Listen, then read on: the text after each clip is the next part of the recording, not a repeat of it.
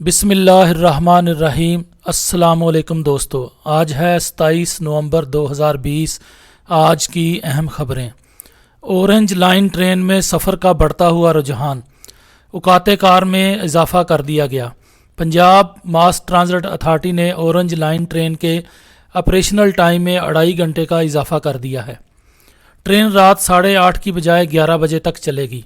Media reports के मुताबिक orange line train में सफ़र के बढ़ते हुए रुझान को देखते हुए पंजाब मास ट्रांजिट अथॉरिटी ने ऑरेंज लाइन ट्रेन के ऑपरेशनल टाइम में 2.5 घंटे का इजाफा करते हुए ट्रेन की टाइमिंग सुबह 7 से रात 11 बजे तक कर दी है।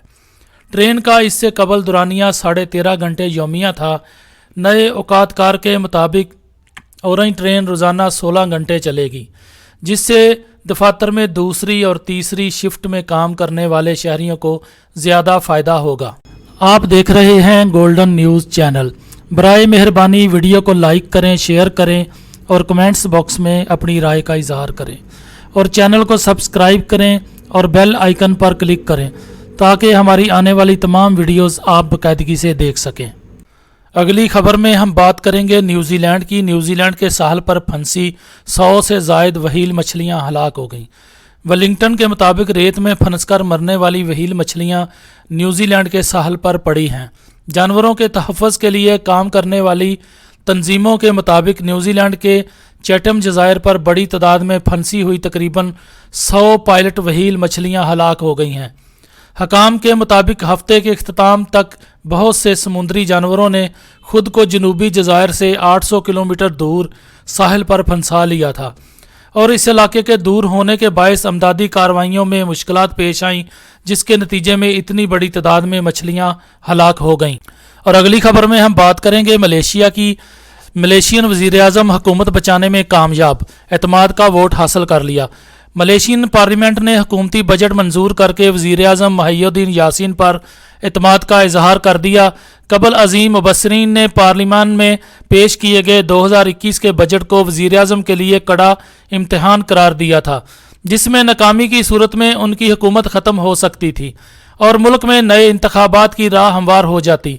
खबर रिसां अदारों के मुताबिक मुहियुद्दीन यासीन ने पहला मार्का सर कर लिया है, जबकि उन्हें 15 दिसंबर को पार्लिमानी कमेटी के अरकान की अक्सरियत को भी बजट के हक में वोट डालने पर आमादा करना पड़ेगा।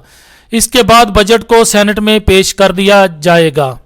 और अगली खबर में हम बात करेंगे ऑस्ट्रेलिया ने अफगानिस्तान में जंगी जराइम में मुलव्वस फौजियों को बरतरफ कर दिया। ऑस्ट्रेलियावी सरकारी मीडिया के मुताबिक जंगी जराइम में मुलव्वस स्पेशल फोर्सेस से तल्लक रखने वाले 10 कमांडोज को बरतरफी के लिए शोकाज नोटिस जारी कर दिए गए हैं। संगीन जराइम में मुलव्वस 19 अहलकारों को तफ्तीश के लिए पुलिस के हवाले करने का इम्कान है। नहत्ते अफगानों के कत्ल में मुलव्वस अहलकारों की बरतरफी के साथ साथ तदीबी कार्रवाई का सामना भी करना पड़ेगा।